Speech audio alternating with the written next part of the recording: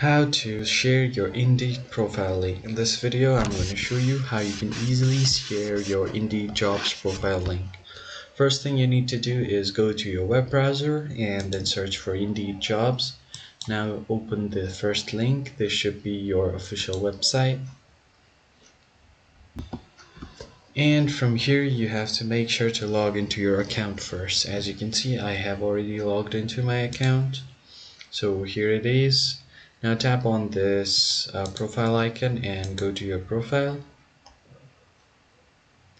And here is my profile. So as you guys know, you cannot directly share your profile link, but you can share your resume's link on Indeed. So first thing, you need to upload your resume or your CV and then convert it to Indeed resume. Just tap on these three dots and convert it to Indeed resume and click on convert.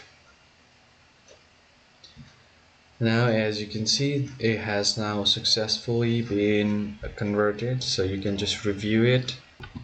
And once you have converted your resume to the Indeed resume, what you can do is click on it and click on these three dots right here, and you can download it from here, or you can get an link from here. So just click on share a link. You can just easily copy this link and it will be copied to your clipboard, so you can paste it wherever you want, or you can click on this email link. It will create a link on your email.